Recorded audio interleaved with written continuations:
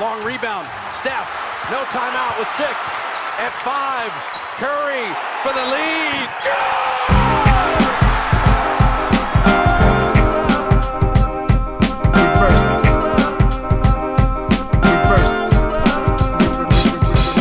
The game's a game. The game's a game. The game's a game. The game's a game. Always, always, always.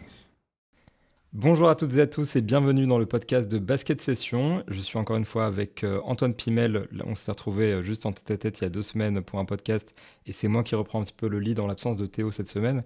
Et puis cette fois-ci, on est rejoint par Shai donc, pour cette édition spéciale armes à feu et playoff. Shai, comment ça va ? Eh ben, ça va très bien, même si le sujet, je vais encore devoir me défendre face à l'infâme Antoine Pimel qui veut absolument que j'ai tort sur le cas de Ja Morant, mais sinon ça va, ouais. Et toi Antoine, prêt à enfoncer Shai ? Ouais, non, quand même pas. Je vais essayer de me montrer indulgent envers monsieur Morant. Bon, voilà, pour faire un petit peu le programme, histoire de préciser un petit peu ce sujet, on va parler des dernières nouvelles autour de Ja Morant, sa suspension, les affaires extrasportives, le live Instagram qu'il a fait récemment. On va vraiment aller dans le fond des choses sur le cas de Ja Morant, et puis ensuite on va enchaîner sur quelque chose qui est plus sur le terrain, avec nos affiches de rêve en play-off, les petites séries qu'on aurait envie de voir, qui hyperaient pas mal les spectateurs, qui promettent des beaux duels sportifs. Bref, une partie un petit peu sur l'extra et une partie sur le sportif. Donc on va commencer par Ja Morant. Et du coup, Shai, parce que tu as beaucoup suivi l'affaire, même les affaires ces derniers temps, est-ce que tu peux nous résumer un petit peu le cas de Ja Morant ? Où est-ce qu'on en est ? Qu'est-ce qu'il a fait ? Et qu'est-ce qu'il risque concrètement ? Ça évolue pas mal parce que je suppose que la plupart des gens ont quand même suivi sur l'actu chaude. Ça avait commencé avec des affaires autour d'une agression d'un ado de 17 ans à pendant un match, un pick-up game. Les détails, on n'a pas énormément de détails, mais bon, voilà, c'était déjà un peu dérangeant, mais il n'y avait pas trop eu de conséquences, ça enquêtait dessus. Il y avait aussi eu, si je dis pas de bêtises, des membres de son clan, on va appeler ça comme ça, qui avaient menacé d'autres, des membres du staff des Pacers il y a quelques semaines. Toujours avec un peu en fond la violence, les armes, tout ça c'était un peu flou, mais il y avait ça en fond. Et là, ce qui a vraiment fait parler, ce qui a déclenché tout ce qui est en train de se passer, c'est ce live Instagram où il s'est filmé lui-même. C'est important, hein, il n'a pas été pris en traître. C'est pas quelqu'un qui a filmé à sa place une vidéo volée comme ça a pu arriver avec d'autres athlètes par le passé. Pendant ce live Instagram, alors bon, il est dans un strip club, ce qui n'est pas interdit, hein, on en a vu plein. On a même vu Kawhi Leonard dans un strip club par le passé, filmé à son t-shirt New Balance. t-shirt New Balance. Mais sur cette vidéo, sur ce live Instagram, on le voit brandir une arme comme ça, de façon un peu négligente.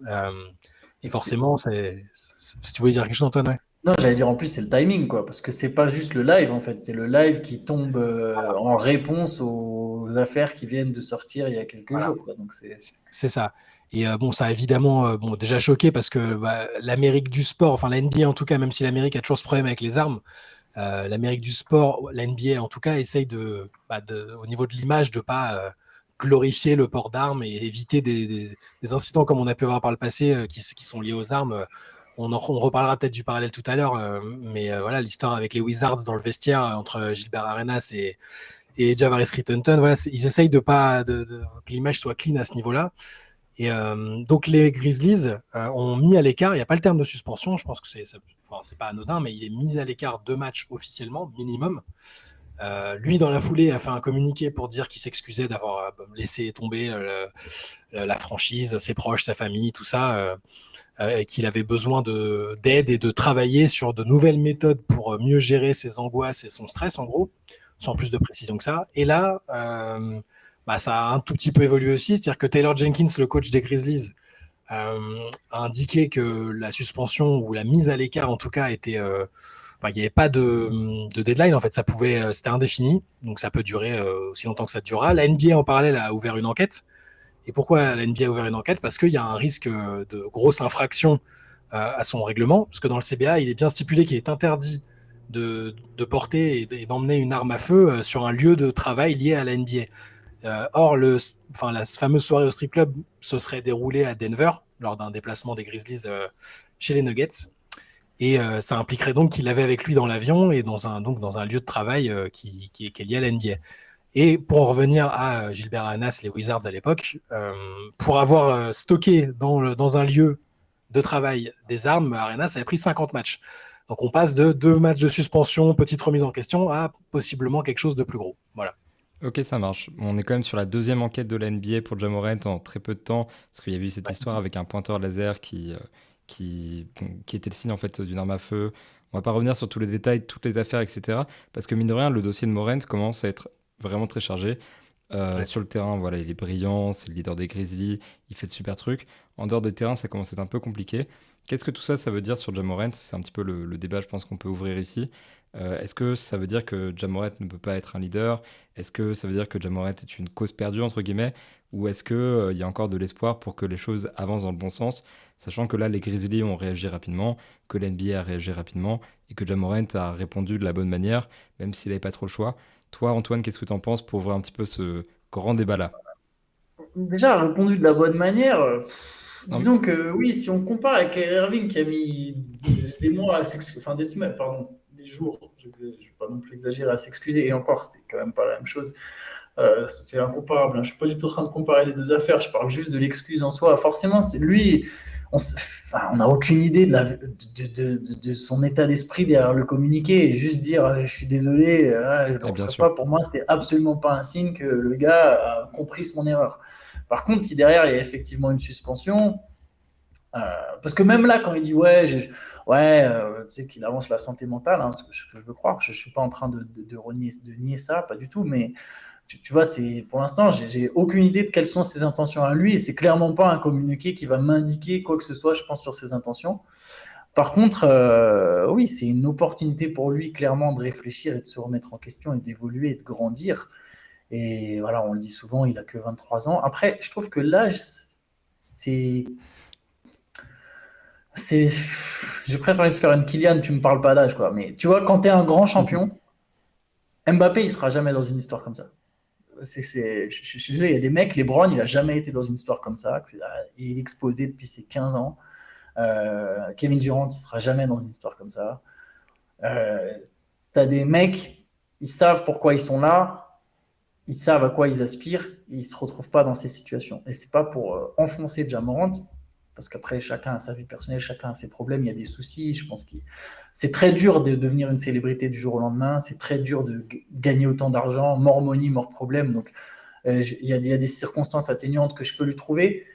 Mais voilà, il y a une attitude qui, pour moi, ne colle pas avec ce à quoi il aspire lui, en tout cas ce à quoi lui il prétend être destiné. C'est quand même un mec qui se considère comme un des tout meilleurs joueurs du monde. Je pense qu'il l'a prouvé plus ou moins sur le terrain qu'il l'était. Il se considère comme un mec qui peut gagner. I'm fine in the West. Bah, il se comporte pas comme tel, en tout cas, tu vois. Et moi, sur ça, je pense là, il est face à une pente. Il a la chance que là, peut-être on va le mettre face à ses erreurs très tôt dans sa carrière. Il est face à une pente. Il a intérêt à commencer à grimper dès maintenant, je pense. Bah, c'est clair que par contre, si on doit retenir quelque chose de positif, entre guillemets, c'est que ce qui est annoncé, c'est qu'il doit prendre du temps pour évoluer. Ça, c'est le truc qu'on retrouve déjà dans son communiqué, qu'on trouve dans les éléments de langage de la franchise, c'est qu'il doit prendre du temps pour changer de méthode, évoluer, en fait, en lisant entre les lignes, grandir. Et on nous fait comprendre plus ou moins dans la communication que là, le plan, c'est de faire changer Ja Morant et qu'il revienne avec une meilleure mentalité, en étant conscient de son erreur, qui va grandir. Mais c'est vrai que pour l'instant, on ne sait pas encore si c'est juste de la communication ou si c'est la vérité. De toute façon, ça va être difficile de le savoir avant qu'il revienne et avant qu'il fasse potentiellement une nouvelle erreur. Parce qu'il y a un petit peu. Des fois, il y a des gars qui sortent un truc, qui font une erreur, qui ont un problème, une affaire qui est une affaire judiciaire, une suspension, et qui finalement reviennent bien. Mais il y a des gens, pour ne pas citer Kyrie Irving que tu as mentionné plus tôt, qui en font une habitude en fait.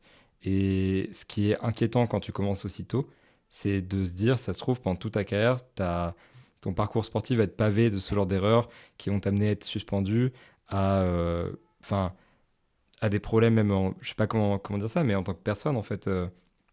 Juste si tu es dans des embrouilles judiciaires, il y a des enquêtes de police qui ont été ouvertes, il y a eu des plaintes qui ont été déposées. Le problème de Ja Morant, c'est plus qu'une arme qui enfreint le règlement de la NBA, c'est plein de choses qui concernent la justice. Et ça, à terme, ça peut devenir extrêmement gênant. Et je sais qu'il y a des comparaisons que vous avez, parce que vous êtes plus vieux. Par rapport à donc, Gilbert Arenas, par exemple, est-ce que on peut dresser un petit parallèle entre Morent et Arenas, par exemple? Bah, ce qui est compliqué, c'est que bon, déjà aujourd'hui, enfin comment dire, les joueurs sont plus médiatisés, on en sait un peu plus sur eux, leur vie personnelle, etc., qu'à l'époque où forcément on avait les grandes lignes pour Arenas, mais on avait bien saisi que le personnage était un peu loufoque de base, si tu veux, pour Arenas. C'était Ouais, un talent fantastique. Voilà, on savait déjà que c'était un peu chaud. Je dis pas qu'on se devinait forcément qu'il allait avoir un problème avec les guns, mais pour Morant, c'est plus. Euh, en fait, moi, je veux bien croire au problème de santé mentale parce que, même si parfois j'ai pu douter par le passé chez certains joueurs qui ont pu avancer cette excuse-là parce que c'était un petit peu tendance, malheureusement, de surfer là-dessus. Pour le coup, je suis retombé sur une interview qu'il avait accordée à Taylor Hooks il y a quelques mois. Et ça a un peu changé mon. J'ai réagi comme toi, Antoine, au début. En fait, je me suis dit, ouais, est-ce que bon, les excuses, oui, ok, c'est facile de dire que c'est parce que ça va pas et qu'il doit changer de méthode, machin. Mais dans l'interview, il dit bien, alors que c'est une période où il est vraiment en train de grimper de manière impressionnante, et il dit, ouais, même si là ça va, bah, parfois, je suis le fameux terme in the dark place, ça va pas, quoi. Une espèce de dépression latente qui peut revenir du jour au lendemain. Et il avait évoqué ça un peu, donc ça m'étonnerait pas que là, il soit dans une spirale. On connaît pas sa vie privée, on sait pas ce qu'il y a dans sa. On voit un peu son entourage avec le père qui est omniprésent. On sait qu'il vient pas c'est pas un gangster de base, mais il a un entourage qui est clairement problématique. Et des mecs comme Arenas à l'époque, ils avaient forcément aussi des entourages un peu problématiques. Sinon, t'as pas une armada, une collection de guns comme ça dans ton vestiaire pour te protéger d'affaires dans lesquelles tu t'es impliqué. Mais et ça, je pense aussi à ce qu'a dit Jalen Rose l'autre jour où il dit bah moi voilà, je veux être un peu dans l'empathie parce que j'ai été Ja Morant, j'ai été impliqué dans des histoires où il y a eu des raids de la police dans des affaires de drogue et j'étais dedans. J'étais ce gars qui se promenait en NBA avec une arme parce qu'on a déjà tenté de m'assassiner, plein de choses comme ça. Alors après, est-ce que Ja Morant, est-ce que c'est légitime vu qu'il vient pas d'un milieu compliqué de base, mais il a pu s'attirer des problèmes après, on n'en sait rien en fait. Il a clairement pas le bon réflexe, la bonne attitude qui fait que tu t'évites les problèmes en NBA. Mais je veux croire à la thèse vraiment de la mauvaise spirale pour des choses dont on n'a pas connaissance et du fait qu'il est mal entouré et qu'il est encore temps de changer. J'en reviens à ce qu'on avait dit sur Carmelo Anthony la dernière fois, où il avait expliqué que David Stern l'avait pris à partie en lui disant je t'ai mis 15 matchs de suspension après l'affaire parce que tu as un CV long comme le bras, que tes potes, en gros, c'est des gangsters et qu'il faut que tu t'en sépares, sinon tu vas finir à la rue et pas en NBA. Là, je ne sais pas exactement ce qu'il en est, mais je suppose que l'NBA sait qu'elle tient quand même un joueur qui médiatiquement et financièrement peut lui apporter beaucoup. Et que pour l'instant, on a la chance aussi qu'il n'y ait pas eu de drame, à proprement parler, il n'y a pas eu de mort encore, ça aurait pu arriver. Il aurait pu. Pas, j'espère. Non, mais une arme qui est impliquée, c'est ce que dit Jalen Rose encore. Il dit, mais à partir du moment où tu commences à brandir une arme pour le fun, tu sais pas ce qui peut se passer. Ça peut se finir, c'est que tu peux te finir par te faire tirer dessus, par tuer quelqu'un sans le vouloir. Enfin, donc, pour l'instant, la chance, c'est qu'il est en début de carrière, qu'il n'y ait pas eu de victimes.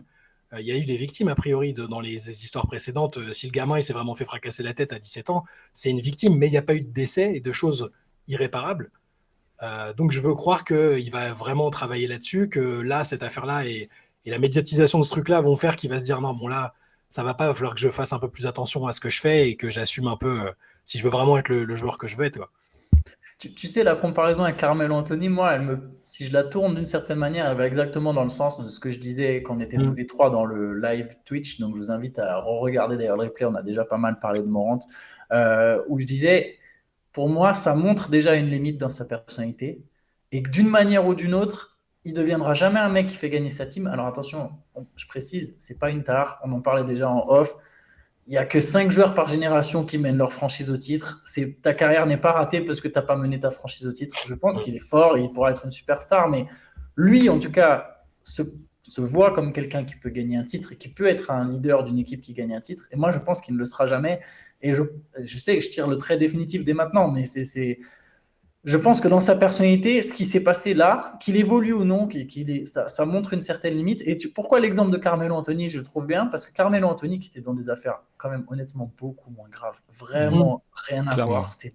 C'est quasiment que toujours de la consommation de marijuana. Et dans d'autres NBA où les sans suspension, David Stern, ça y distribuait d'une autre manière parce qu'il voulait absolument avoir la ligue la plus plate possible. Carmelo, c'était quand même pas la même chose. Et Carmelo, Ça a été rendu public en tout cas, parce ouais, qu'en vrai, je sais pas, vu les mecs, enfin le gars il dit, Stern disait que c'était des mecs qui étaient fichés FBI quand même à qui il traînait, tu vois, donc. ouais, ouais, Non, mais en tout cas, je non, sais mais pas. t'as raison. Après, il y a la manière dont, en plus, après, derrière les anecdotes, quand sont racontées plus tard, tu sais jamais à quel point ça a été amplifié. Mais bon, ok, même soit. Mais Non, bon, mais- dans l'idée, en tout cas, Melo lui-même, parce que tu vois, là, on peut parler de ce que font les proches de chacun et de ce qu'on fait chacun en question. Melo lui-même, ce qu'il a fait lui-même, c'était quand même minime. C'était très minime. Il a mis une patate à un mec pendant un match. En traître, pas par derrière, mais plus ou moins en traître, et il fumait de la bœuf. Grosso modo, c'était ça Melo. Et il vivait dans le Colorado où c'était légal de fumer de la bœuf. Donc bref, c'était quand même pas non plus dingo dingue. Mais Melo, hein, donc début de carrière. Melo, si on se concentre sur le talent, Melo, ça aurait dû être le rival de LeBron. Melo, il aurait dû faire la carrière de LeBron James. Melo, il avait le talent pour faire la carrière de LeBron James. Et qu'est-ce qui lui a manqué? Il lui a manqué du mental. Il lui a manqué des moments, des choix. Et c'est pas un mec bête, Melo. On l'a rencontré en plus tous les deux.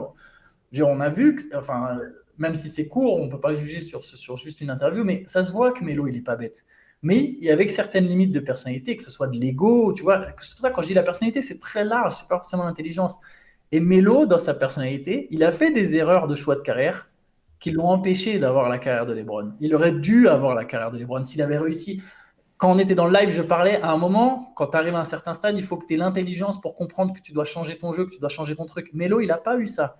Donc pour moi, c'est un très bon exemple parce que je vois Morant, je pense que les limites qu'il montre aujourd'hui dans sa personnalité, et je parle pas de son mal-être, je parle juste de limites, comme on en a tous, hein, comme j'en ai moi, comme on en a tous. Je pense qu'elles vont continuer à lui jouer des tours si on parle de titre, si on parle du grand joueur comme je disais, dans les 20 dernières années, il n'y a pas un grand joueur qui s'est retrouvé dans des histoires comme ça. Un très grand joueur, il ne se retrouve pas dans des histoires comme ça. Je pense que Morant, ça va être sa limite. Maintenant, pour ce qui est sur son mal-être, tout ça, bah, moi aussi, je veux bien y croire. Je pense vraiment que c'est des vies très, très difficiles. Je crois qu'on ne se rend pas compte de la pression que ces mecs ont, à quel point c'est dur, à quel point tu dois te sentir, peux devenir paranoïaque. Ce que dit Jalen Rose est très intéressant. Tu as plein de mecs qui d'un coup sont autour de toi, tu as plein d'argent, tu es obligé d'être le leader. Je pense que c'est une pression énorme sur ses épaules et sur un mec de 23 ans. Là, c'est vrai que l'âge là peut jouer.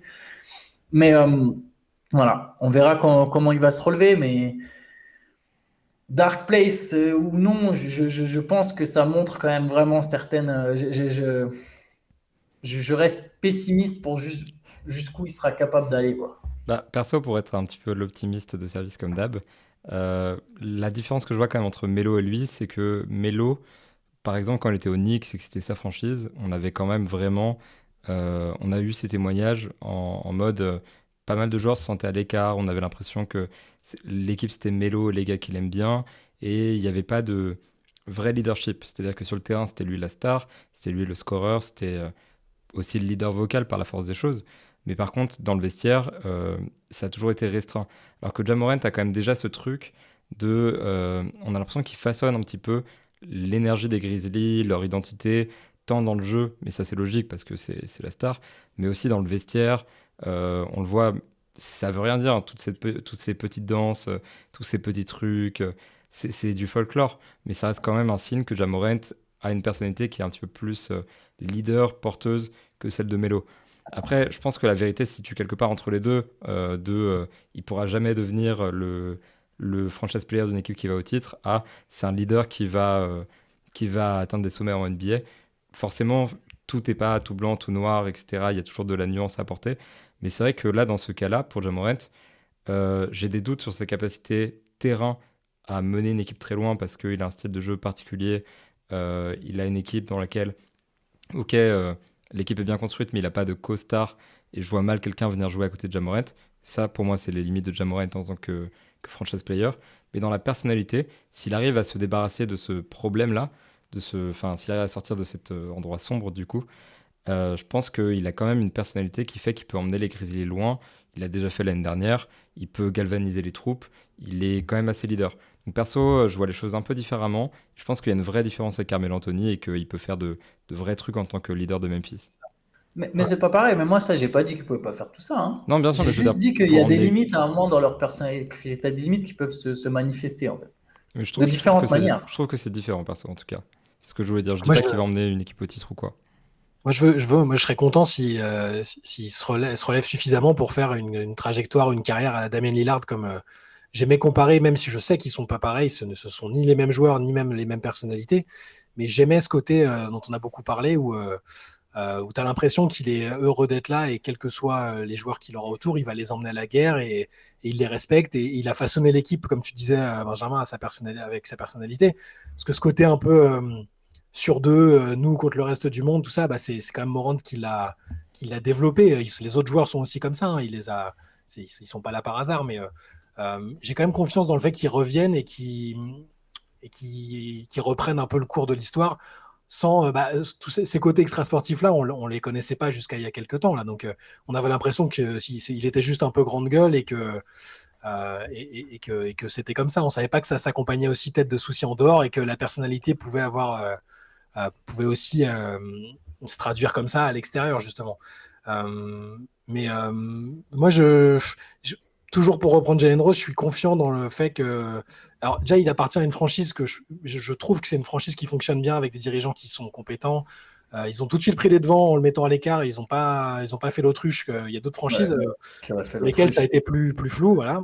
Il y en a qui auraient fait l'autruche. Il y en a qui ont fait Tellement. l'autruche. Brooklyn, à tout hasard. À tout hasard. À tout hasard. En tout cas, ils ont tout de suite reconnu qu'il y avait un souci.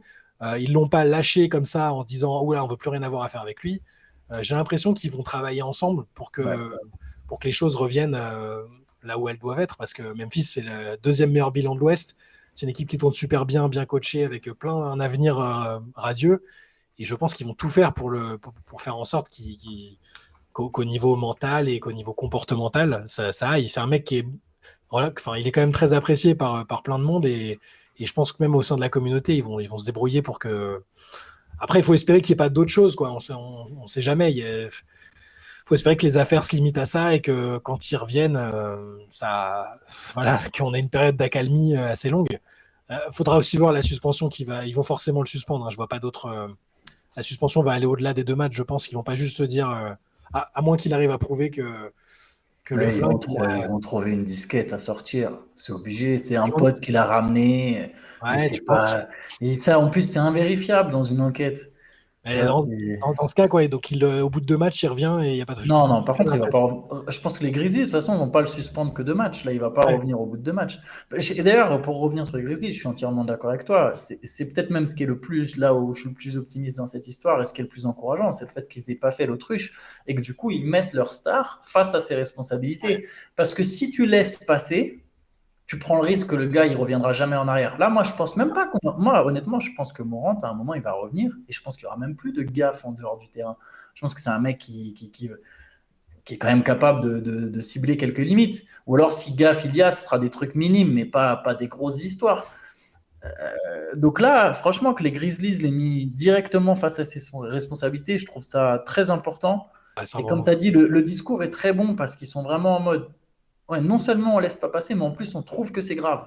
Genre, on joue pas la carte de non, mais c'est rien, ou c'est mal compris, ou c'est mais. Les gars du carnaval, comme voilà, j'y ai pensé, je n'osais pas le dire. Mais voilà, pas comme certains, même si c'est pas les mêmes histoires, là on parle pas de gun, mais le racisme, c'est parce que je cherche quelque chose de extrêmement grave dans ce monde, et voilà, pas comme certains clubs français qui font l'autruche sur ce qui s'est passé. Là, voilà, les Grizzlies, il y a des clubs, comme tu as dit, qui auraient été capables de dire non, mais c'est qu'un live Instagram, le reste, rien n'est prouvé, les enquêtes sont en cours. Voilà, il y avait vraiment matière à faire l'autruche. Ils l'ont pas fait. Je pense que c'est important. Je pense qu'ils vont le suspendre un peu plus que 2 matchs. C'est primordial pour que lui, derrière, il retrouve, qu'il comprenne son erreur, en fait, surtout. Mais d'ailleurs, je trouve que cette réaction, déjà extrêmement rapide, parce que mine de rien, il y a eu la news de l'insider, comme quoi la NBA allait enquêter, etc. Il y a eu ça, et dans la foulée, peut-être 10 minutes plus tard, il y avait déjà la mise à l'écart du groupe qui était annoncée. J'ai rarement vu déjà une réaction aussi rapide.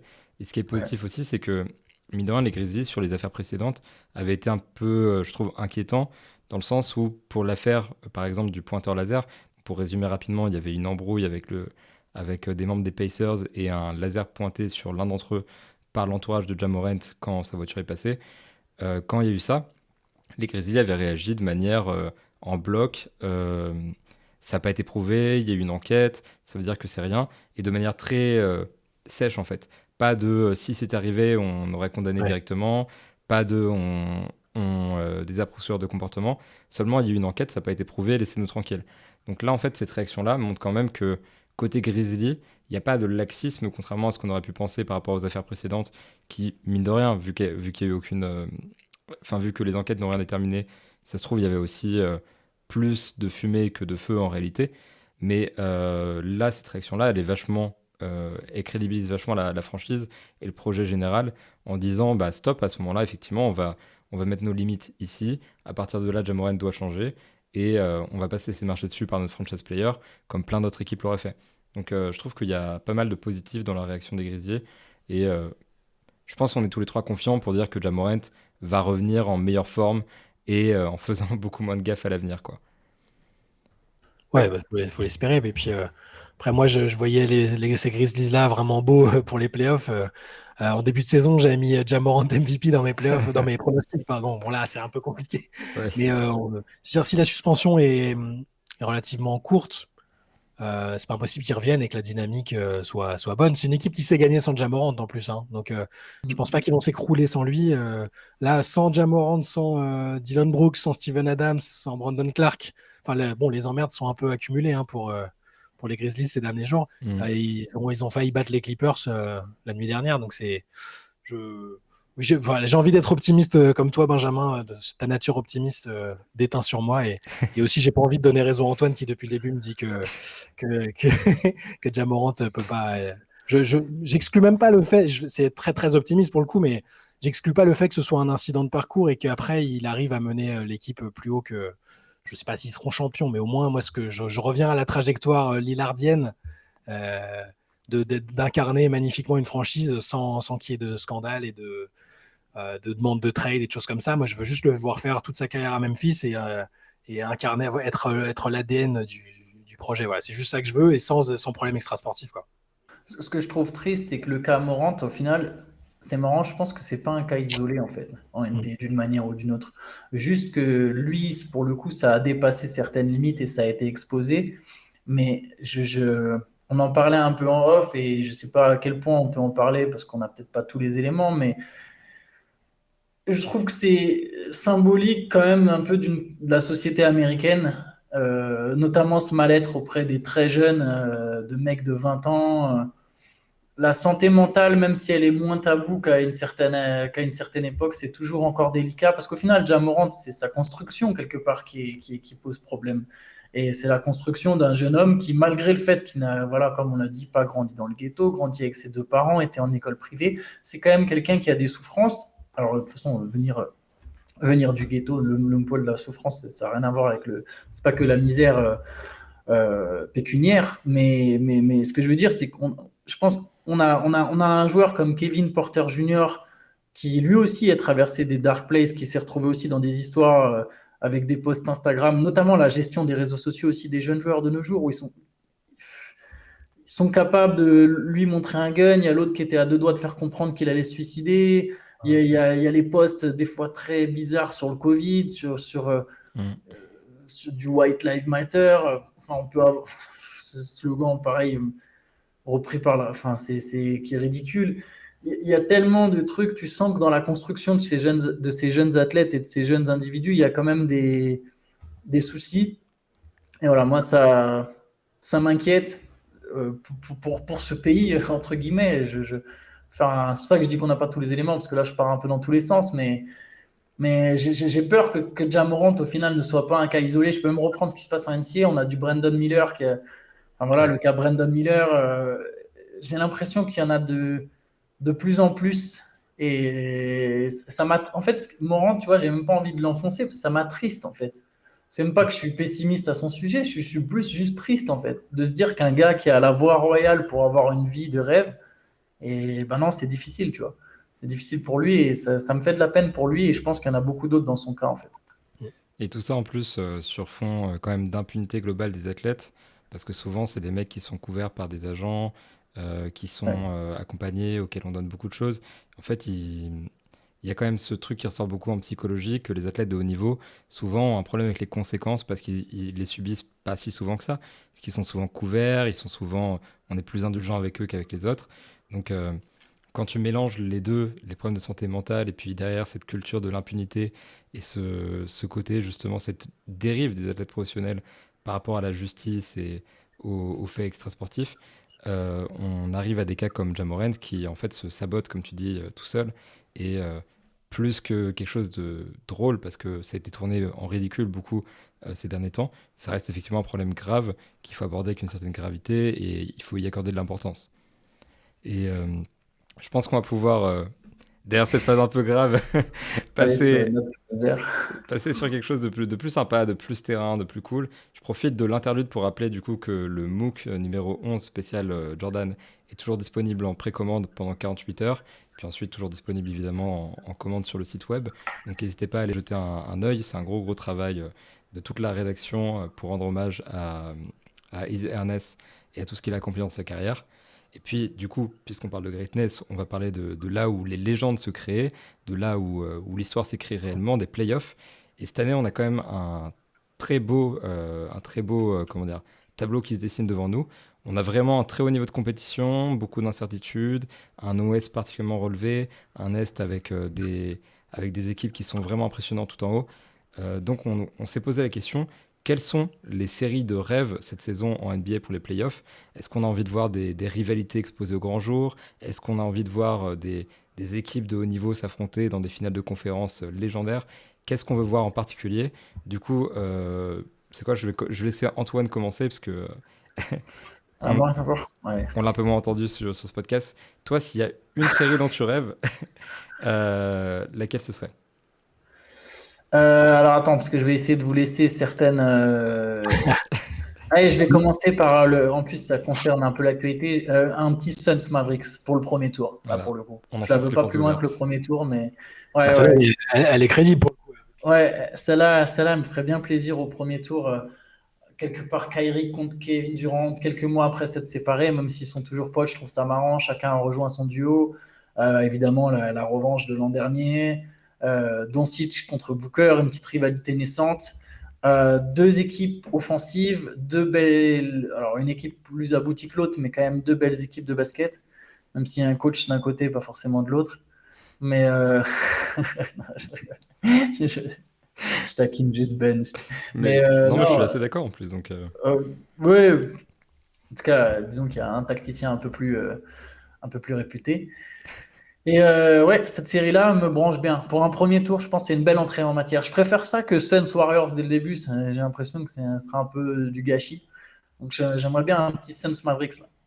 bah, c'est vrai que clairement, déjà, le match d'hier nous a laissé un petit aperçu de ce à quoi ça pourrait ressembler et c'était assez Ouais. spectaculaire. Parce que du coup, pour ceux qui ne l'ont pas vu, on a eu un thriller qui s'est fini dans un quatrième carton explosif où tous les paniers, on a l'impression que tous les paniers rentraient. Luka a pété son petit cap, certes, mais il y a eu des grosses performances de la plupart des gros joueurs. Les role players ont été aussi mis en valeur. Franchement, c'était un super match. Et effectivement, il y a ce fond de rivalité Kyrie KD, Suns Mavericks. Euh, les équipes sont intéressantes. Donc je pense à l'Ouest, pour une série de premier tour, on pourrait difficilement faire mieux. Si jamais ça arrivait, toi, Shai, tu vois qui remporter cette série-là? Bon, je sais ce que tu vas répondre, mais je préfère te laisser le bénéfice du doute. Ah, mais vu que je crois pas du tout en Dallas sous ce format-là, oui, je vais dire Phoenix. Euh, Enfin, sans surprise, quand tu vois en l'état, quand tu vois Kevin Durant arriver et s'intégrer à merveille dans le collectif, il arrive, il met des game winners et il a des stats qui sont déjà impressionnantes. C'est toi qui as écrit un article tout à l'heure dessus, Benjamin, je crois, aujourd'hui. Ouais, c'est ça. Voilà, pour montrer à quel point ses débuts étaient réussis. Et il suffit juste de regarder, même au-delà de toute considération statistique, voilà, c'est le joueur que tu poses quelque part et l'équipe est c'est tout de suite fluide. En plus du game winner qu'il met. Et parce que, ouais, je crois pas du tout en Dallas, même si ponctuellement il y aura des bonnes choses peut-être en termes d'efficacité offensive, mais je ne crois pas du tout en l'équipe telle qu'elle est construite là. Je serais moins dur que vous sur le coach parce que c'est un des, si ce n'est mon joueur préféré de tous les temps. Il serait peut-être meilleur à la main qu'en coach d'ailleurs. Là, en ce moment, ce ne serait pas une mauvaise idée. Mais non, oui, je les vois pas. Ça me semble trop compliqué. Il y a trop d'interrogations. Et encore une fois, comme je l'avais dit la dernière fois, c'est pas uniquement lié à la problématique Kyrie, au fait qu'ils soient ingérables, machin. C'est la cohérence globale de l'effectif contre une équipe comme Phoenix où il n'y a pas que Kevin Durant, il y a Devin Booker, Chris Paul, un collectif qui se connaît globalement bien. Bon, voilà. Pour moi, je n'hésiterais pas une seconde à mettre Phoenix sur une série comme ça. Ok, bah du coup, j'ai une autre série à vous proposer, un truc toujours à l'ouest et qui pourrait arriver au premier tour. Un petit Nuggets Clippers, je trouve que ça pourrait être une série intéressante. Dé- Ouais. Je le pique peut-être à clairement. quelqu'un, effectivement, mais là, actuellement, on a les Nuggets qui sont en premier, les Clippers sont en huitième. Alors certes, il y a le play-in et la saison est loin d'être finie. Enfin, on est à 17 matchs environ de la fin, mais la série pourrait être vraiment très cool. Déjà, on a déjà vu un petit aperçu en 2020, il y avait une série qui s'était finie en 7 matchs entre des Nuggets très très en forme et des Clippers qui étaient aussi, pareil, sur la voie royale en fait. Et là, cette année, on revient avec les deux équipes qui sont en forme. Les Clippers ont un effectif plus deep, mais les Nuggets ont l'avantage du terrain et largement, quoi. Les Nuggets ont le MVP, les Clippers ont Russell Westbrook, un ancien MVP. Waouh! Et franchement, je pense que dans le jeu, il y a une opposition de style qui sera intéressante. Je sais pas ce que vous en pensez, vous, mais personnellement, si on avait ça au premier tour à côté d'un Suns Mavericks, ça ferait vraiment plaisir. Super série, ouais. Bien vu, je suis d'accord avec toi. Moi, je trouve que ce serait une très très belle série. Euh, et je suis d'accord sur l'opposition de style. Je pense que les Clippers, leur meilleur intérêt, c'est de jouer small ball. Je pense que ce qu'ils ont envie de Ah ouais. faire, c'est de jouer small ball. Et là, quelque part, face à Jokic, ils seraient obligés de faire jouer Zubac. Zubac aurait un espèce de rôle majeur, mais en même temps, je pense que les Clippers. Enfin, ouais, il y aurait vraiment cette opposition en mode bon, bah tant pis, c'est pas grave. On part petit, il va mettre ses points. Eux, ils vont devoir courir derrière nos ailiers. Ça serait une vraie belle série entre deux grosses équipes, même si je pense que les Nuggets auraient quand même trop de certitude, peut-être pour les Clippers. Mm. Mais ça peut donner une série. Comme Mavericks Suns, au final, je pense que ça peut donner. Tu vois, on a vu que le match d'hier, ça peut donner des vrais matchs engagés. Là, je pense que ça peut donner pour le coup une série serrée avec des matchs engagés, peut-être même un game set, au moins 6 matchs, je pense. Non, ça. Ouais, c'est très Bon. bien vu. On aurait la réponse tout de suite sur le. Il y a des gens qui pensent, je pense que tu en fais partie, Antoine, mais que les Clippers en version playoff seront pas du tout les mêmes qu'en version saison régulière.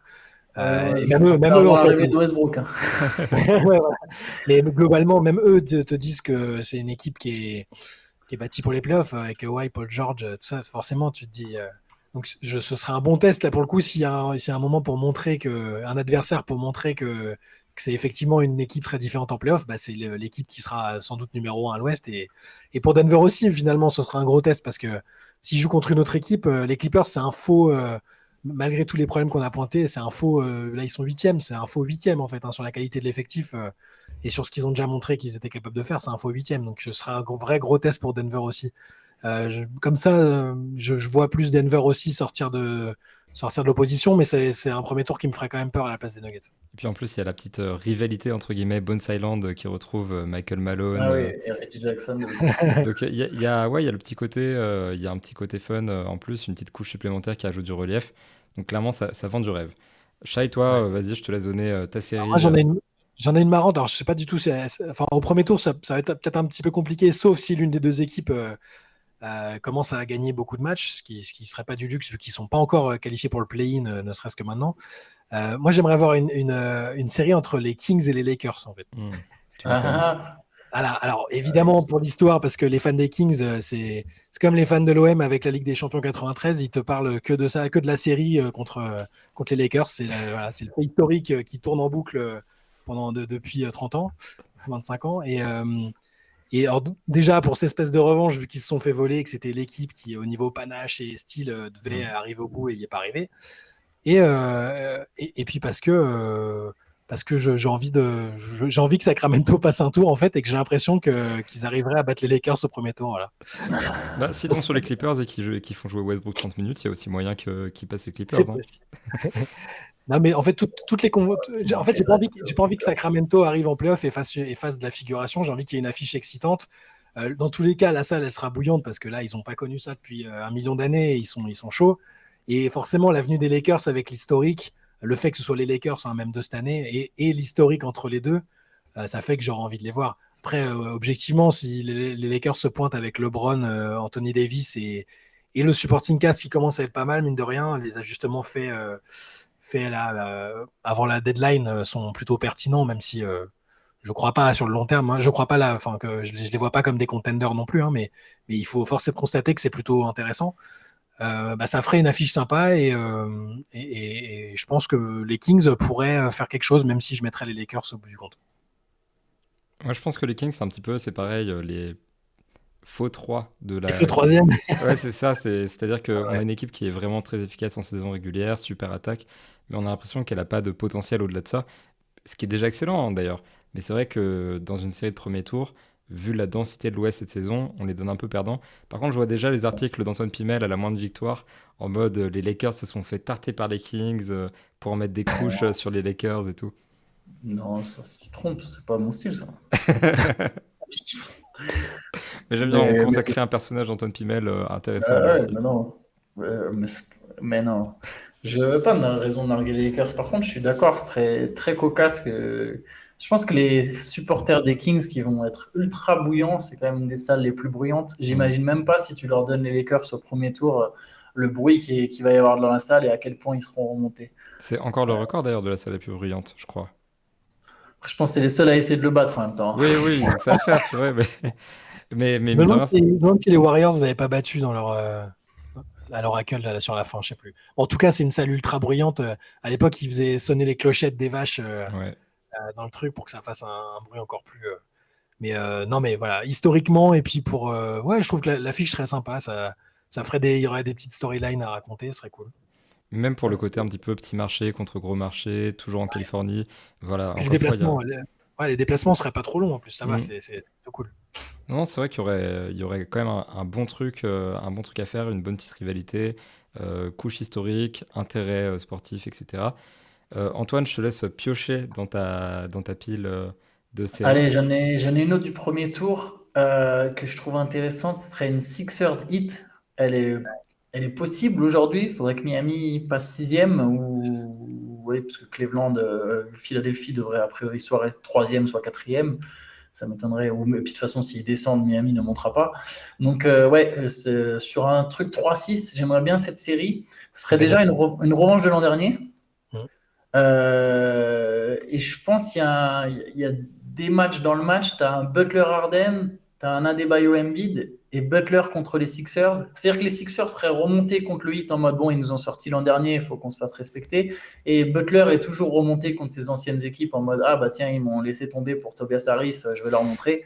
Donc, et je pense qu'en fait, ça serait, même si je pense que Philly part favori, je pense que ça serait une série quand même bien équilibrée, bien intense, avec Miami qui se rendrait clairement pas sans combattre. Mm. Potentiellement Miami capable de faire l'upset. Je les vois pas faire un upset contre Milwaukee ou Boston, par exemple, mais je pense qu'ils sont capables de faire l'upset contre Philly. Donc ouais, cette série me dit bien. Bah, c'est vrai que si on doit imaginer une équipe qui est choke, on imagine plutôt une équipe de Doc Rivers, quoi. Et Ouais. mine de rien, c'est pareil, hein, le hit, on va répéter ça en boucle sans doute, mais ils font un peu office de faux septième et on a l'impression chaque saison que même en étant sans l'avantage du terrain, ils peuvent renverser après n'importe quelle série juste parce que c'est le hit en fait, ne serait-ce que pour leur coach. Et il y a plein, plein, plein de couches, plein de rivalités, ne serait-ce que PJ Tucker d'ailleurs, qui a fait le chemin entre Miami et Philadelphie cette année alors qu'il voulait pas spécialement partir, mais il y avait des questions de contrat. Et James Harden qui a fait une série vraiment horrible contre les Heat l'année dernière et qui aurait sûrement à cœur de se venger. Il y a plein de trucs là-dedans. Toi, Shai, j'imagine que tu vois quand même les Sixers qui prennent le Ouais. dessus sur le Heat. Ouais, je pense aussi, mais c'est peut-être dû au fait que je sens pas enfin, j'ai pas une bonne vibe avec Miami cette année. Mm. Je sais qu'il faut jamais les enterrer parce que c'est une équipe qui fait pas trop de bruit en saison régulière, mais qui est ultra prête en playoff. Voilà, forcément, tu as du Butler à Adebayo, il y a toujours Kyle Lowry. Spoelstra, c'est le meilleur coach de la ligue, un des tout meilleurs coachs de la ligue. J'ai aucun souci avec ça, mais je sais pas, je sens pas une très bonne dynamique. Je suis peut-être influencé par ce que dit Udo Aslem sur le fait qu'il lui aussi il sent pas. Voilà, la température est pas. Il a pris la température et il la trouve pas bonne. Ça m'inquiète un peu parce que c'est un peu l'âme du groupe. Et après, objectivement, voilà, oui, dans tous les cas, je pense que les Sixers sont au-dessus. Mais s'il y a bien une équipe qui peut te choquer, peut-être même après avoir mené 3-1, la spécialité de notre ami Doc Rivers, peut-être que voilà. Mais non, sur cette série-là, je vois quand même Philadelphie. Ouais. Pour en finir un petit peu avec le premier tour, pour avancer dans des enjeux supérieurs, je pense qu'un petit derby new-yorkais quand même au premier tour, c'est réaliste. Là, vu le classement actuel de Brooklyn et des Knicks. Et mine de rien, même si la série serait pas non plus si merveilleuse que ça, parce qu'on a l'impression que les Nets sont quand même pas équipés pour faire quelque chose en playoff, parce qu'ils sont quand même jeunes, le coach est en place depuis le début de la saison. À New York, je veux dire, les Knicks, il y a quand même une sorte de continuité, il y a de meilleurs résultats, il y a plus de certitude avec Jalen Brunson, avec Julius Randle, etc. On a quand même l'impression que l'avantage serait clairement pour les Knicks, mais bon, un petit derby new-yorkais, ça fait toujours un petit peu plaisir en premier tour. On a quand même de belles séries qui se profilent sur le premier tour. Par contre, si on veut voir plus haut, parce qu'il y a quand même des trucs qui sont intéressants si on va au-delà du premier tour, qu'est-ce qu'on aimerait voir, par exemple, en demi-finale ou demi-finale de conf Alors moi, demi-finale ou finale de conf, pardon.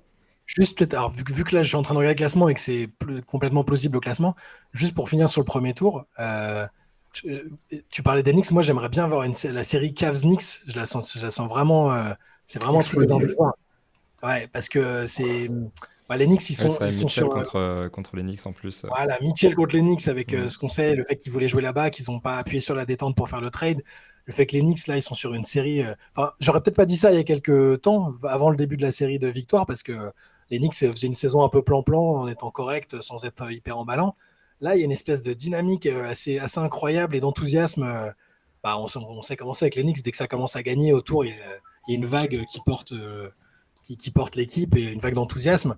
Et juste même l'opposition entre les deux équipes, entre les Cavs qui sont jeunes et très très ambitieux et les Knicks qui déclenchent toujours de l'enthousiasme, j'aimerais bien voir ça sur le terrain. Voilà. Donc c'était pour finir sur le premier tour, vu que celle-ci est plausible, mais on peut parler évidemment de ce qu'il y aura au-delà. Ouais. Non, mais c'est vrai que clairement, j'avais pas vu, j'ai pas fait gaffe exactement. Là, actuellement, c'est vrai que Cavaliers Knicks, ce serait la série du premier tour. C'est vrai que pour le coup, ce serait assez intéressant. Je pense que toi, Antoine, tu serais quand même un grand fan de ça. Mais histoire d'avancer un petit peu vers la suite, du coup, qu'est-ce qu'on voit à l'Est, par exemple, en demi-finale, finale de conf?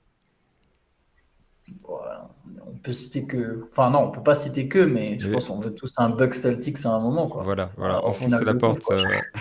Ouais, bah ouais, voilà, c'est même plus une porte, là. C'est un pont-levis, le truc. Ouais, c'est les deux meilleures équipes de la ligue. Ça serait. On veut cette série. On les veut au complet, d'ailleurs.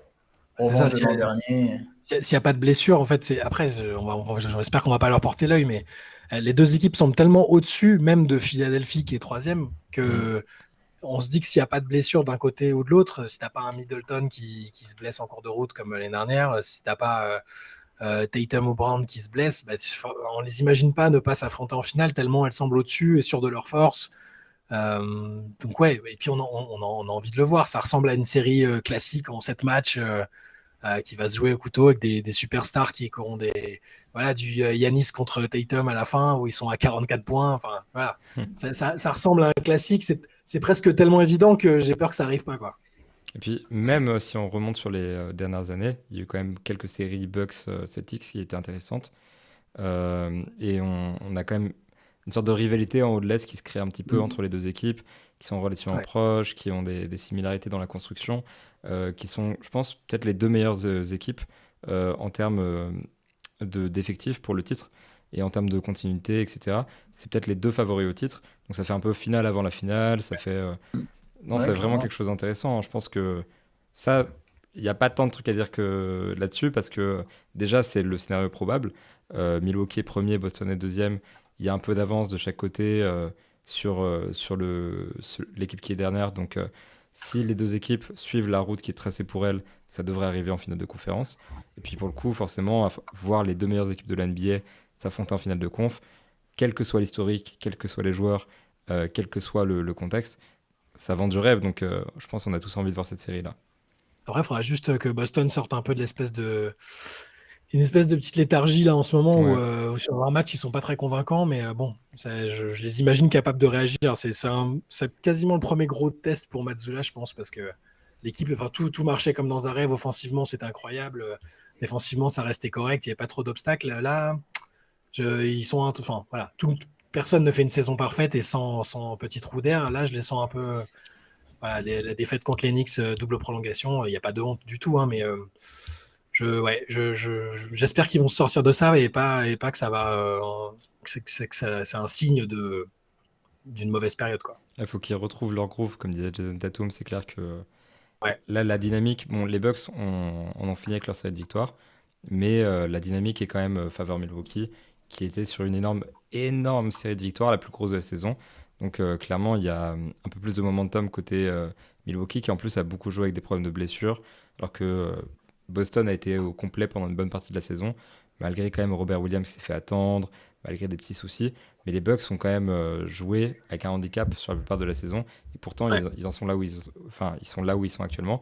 Et c'est un petit peu je pense, les favoris pour le titre NBA cette année. Boston n'est pas loin, mais clairement, je pense que c'est les favoris. Bah, Boston est plus deep, quoi. Enfin, me paraît plus à plus de profondeur, mais forcément, là, on part à l'instant T avec la dynamique des victoires qui s'enchaînent et le fait que Boston est un peu dans le dur. Oui, on aura plus tendance à dire Milwaukee, mais si Boston sort voilà, de cette petite période de torpeur là, je les mettrais peut-être quand même un poil devant. Ah ouais, carrément toi Antoine, je sais pas trop. Non, moi je pense que depuis le début de la saison, de toute façon, avant même Ouais. que ça commence, j'avais déjà dit que les Bucks étaient les grands favoris, donc je vais rester sur mon choix. Je pense que Milwaukee sortirait vainqueur de cette série, mais aussi les deux équipes étaient vraiment au complet. Mais je pense que ça serait vraiment une série complètement dingue et ça se jouerait sur des détails.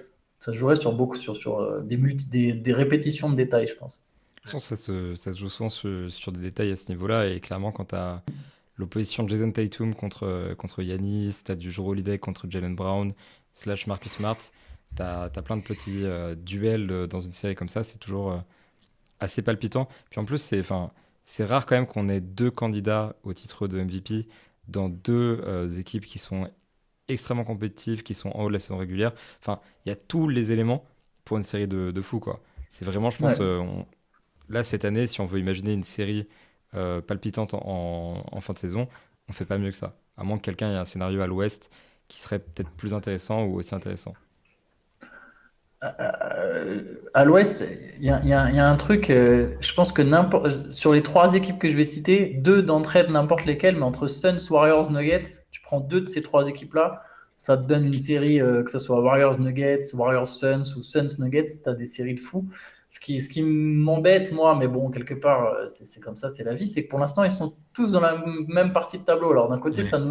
ça nous assure quasiment ces séries-là, parce que là, pour l'instant, aujourd'hui, il y aurait Suns Warriors au premier tour. Potentiellement, le vainqueur de cette série jouerait les Nuggets. Sauf que du coup, dans l'autre partie de tableau, tu as Sacramento qui jouerait Minnesota au premier tour. Et le vainqueur jouerait le vainqueur de Memphis. Enfin bon, bref, je trouve ça un peu dommage. Mais bon, quelque part, c'est tout à leur honneur d'être là et d'être bien classés, que ce soit autant les Grizzlies que les Kings. Mais ouais, une série Warriors Nuggets, Sun Nuggets ou Suns Warriors, je pense que ça serait peut-être du niveau de jeu, ouais, comme on en voit rarement en fait. Il y a une série qui me plairait bien du coup. Bon, pour revenir sur les Grizzlies dont on parlait tout à l'heure, là, c'est une série Warriors Grizzlies indépendamment de l'histoire de Ja Morant dans l'optique où il reviendrait bien. Les deux équipes, Ouais. enfin, les Warriors peuvent pas blairer les Grizzlies et les Grizzlies pensent être à la même hauteur d'un niveau équivalent. Donc celle-là, j'aimerais bien l'avoir aussi. Puis il y a un petit historique, ils se sont déjà affrontés. Celle-là, j'aimerais bien l'avoir aussi. Bah, ce sera sans doute pas une série pour aller en finale NBA, hein, mais Mhm. voilà. Je veux bien l'avoir celle-là aussi. Ouais, bah, puis même, je pense qu'il y a un peu de storytelling partout. Enfin, là, c'est vrai qu'il y a un côté de revanche.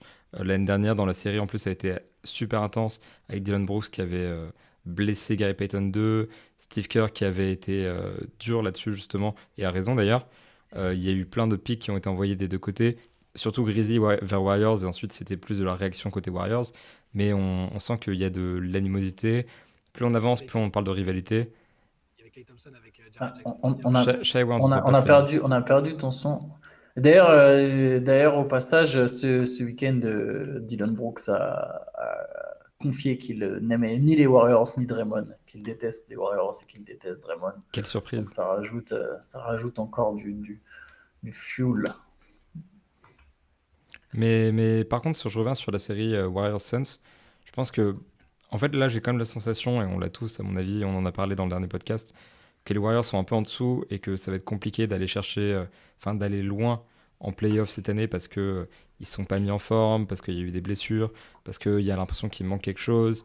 Le bilan à l'extérieur est dramatique et ça fait quand même peur pour les playoffs. Mais ça reste les champions. Voilà, on sous-estime jamais le cœur d'un champion, etc., etc.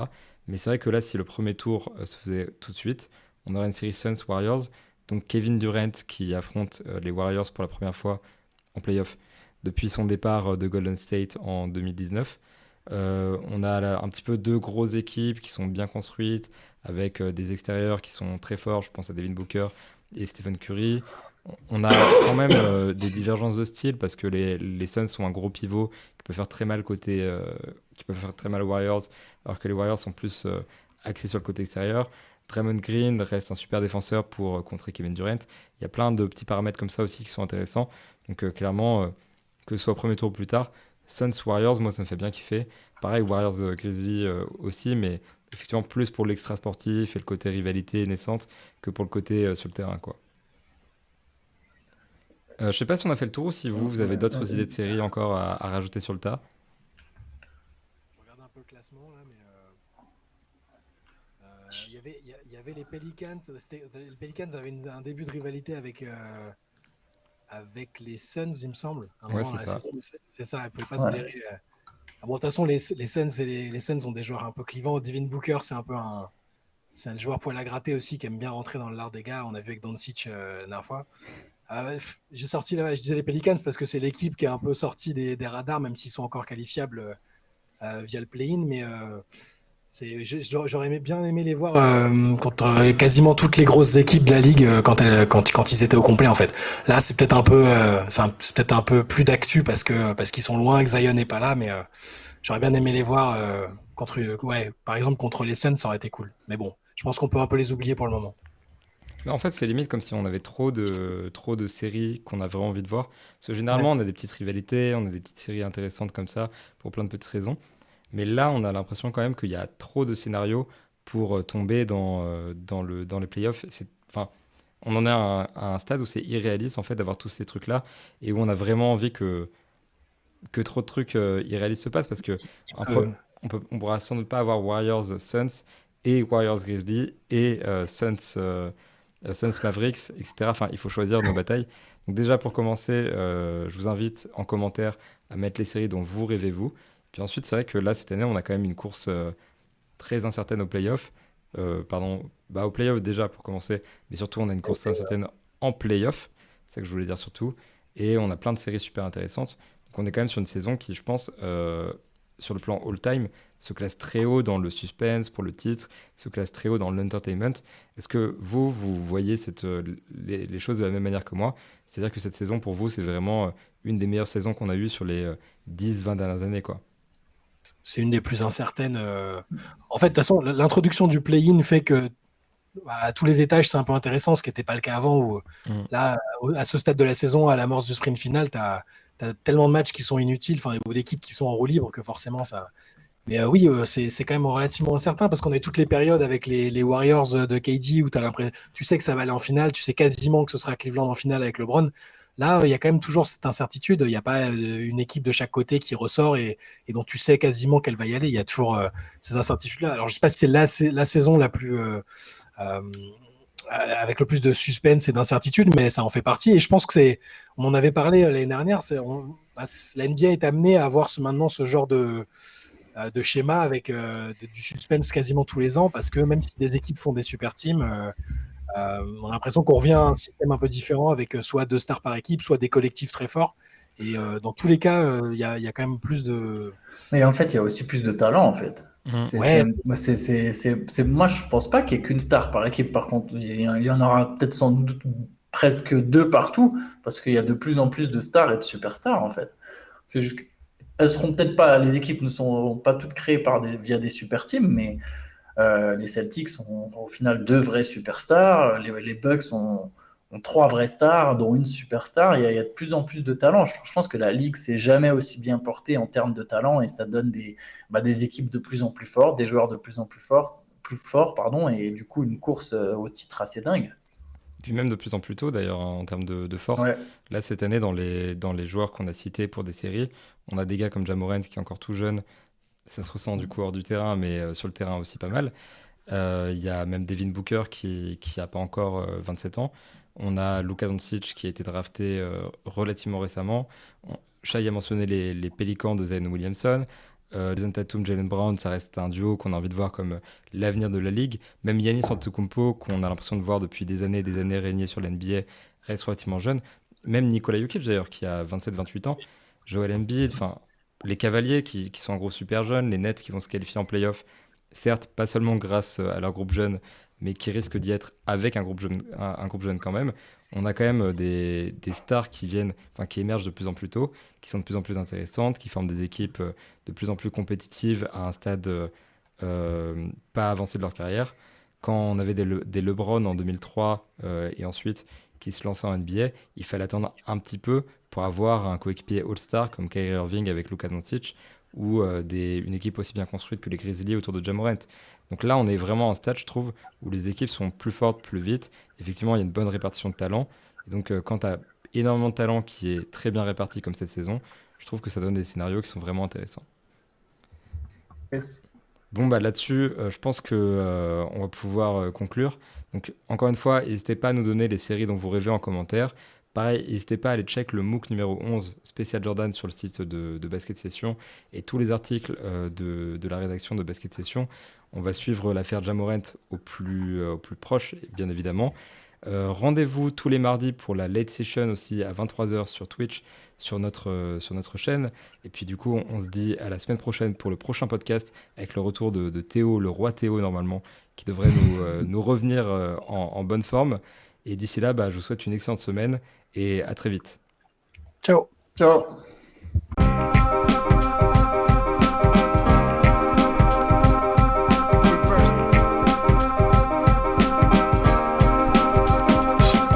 The game is out there, and it's either play or get played.